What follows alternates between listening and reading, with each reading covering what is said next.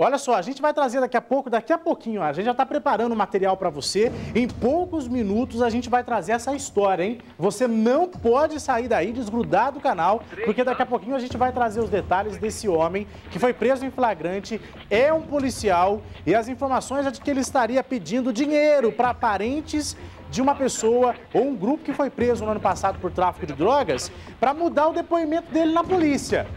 E a polícia já está com essas informações, essas imagens em mãos e vai agora apurar esse caso. Daqui a pouquinho a gente vai trazer as informações completas e os detalhes que a gente traz para você é de que ele teria pedido 150 mil reais, hein? Situação complicada, já a gente traz essa história. Daqui a pouquinho, não desgruda da tela porque já a gente conta essa história para você. Agora preste atenção nesse outro caso que a gente também veio anunciando desde o início do Balanço Geral. Um morador de rua teve o corpo incendiado ontem em Ourinhos. Ele está internado no Hospital Estadual de Bauru com queimaduras de 3º grau e mais da metade do corpo. A polícia está investigando se o caso foi um crime ou um acidente. E o repórter Fernando Garcia esteve lá acompanhando essa história, foi no local e traz as informações para a gente.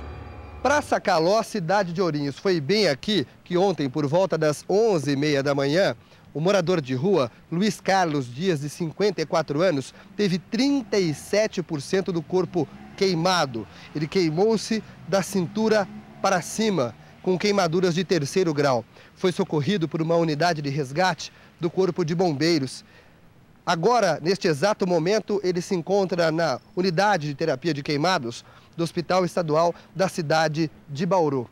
Foi bem aqui, as informações são tanto desencontradas. Algumas testemunhas dizem que ele estava manipulando um frasco contendo álcool. Outras testemunhas dizem que pessoas atearam fogo no corpo deste morador de rua.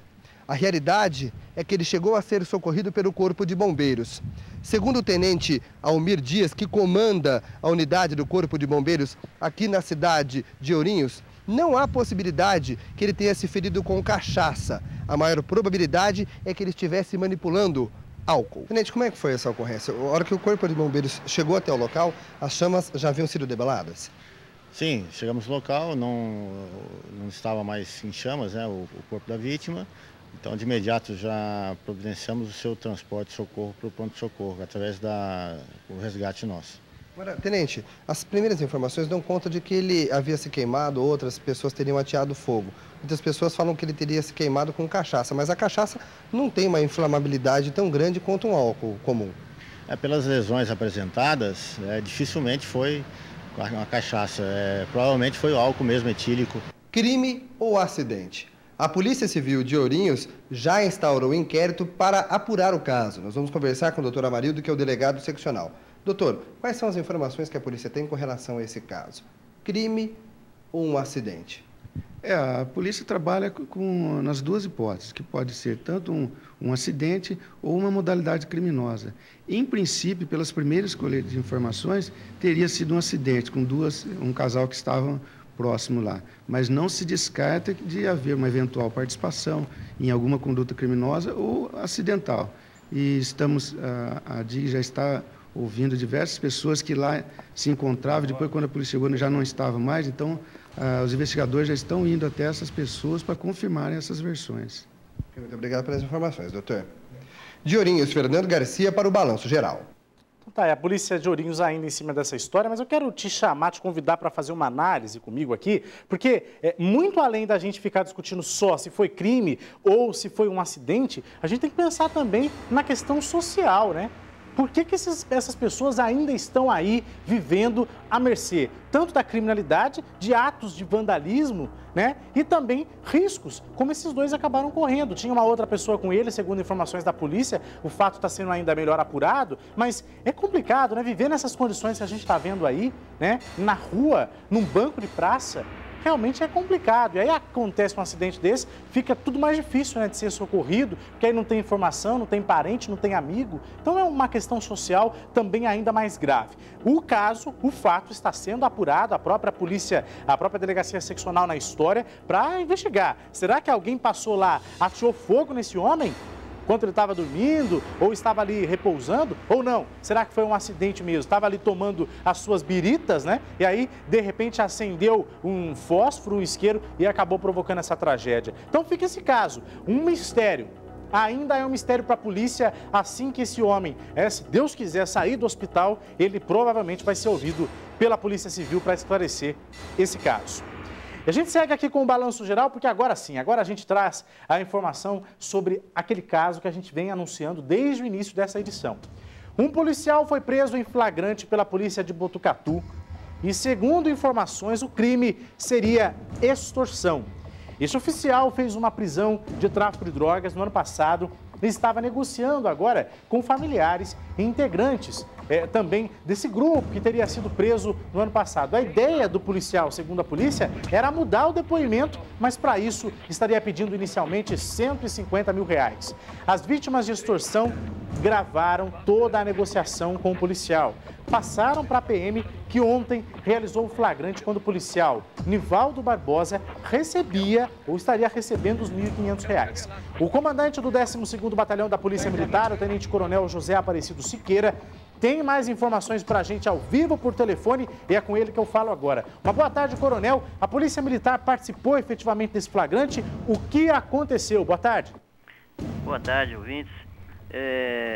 Sem dúvida, uma situação um pouco tanto quanto complicada.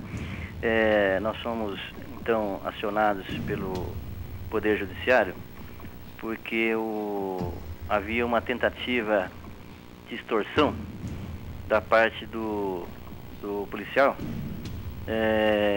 com relação a uma prisão realizada anteriormente.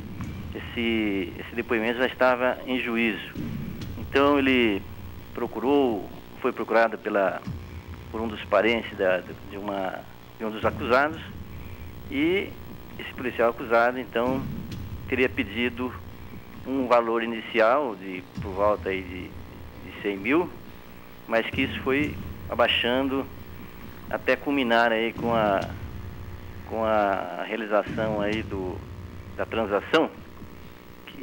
Aí nós chegamos e a Polícia Militar realizou a própria prisão em flagrante do acusado, e ele foi então encaminhado para a instalação do flagrante. Comandante. Encaminhado aí para o presídio Romão Gomes, em São Paulo. Comandante, uma informação que a gente tem que confirmar agora com o senhor.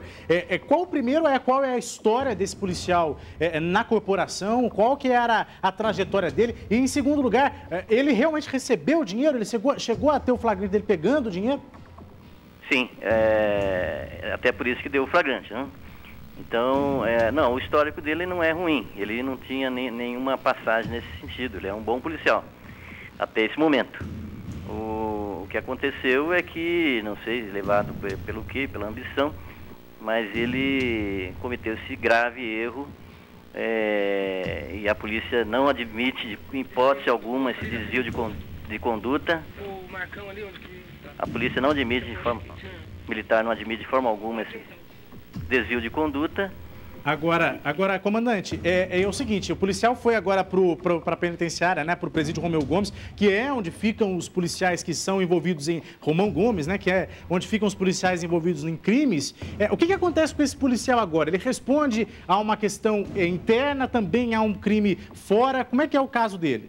Então, como eu disse, a Polícia Militar não admite desvio de conduta. Então, ainda mais com uma prática de crime. Portanto, ele foi autuado em flagrante e encaminhado ao presídio Romão Gomes, onde ele responderá pelo crime comum de extorsão e, paralelamente, correrá um processo disciplinar cuja sanção poderá ser a demissão. Ok, obrigado então, comandante, tenente-coronel, pelas informações. A José Aparecido Siqueira, muito obrigado pela participação e mais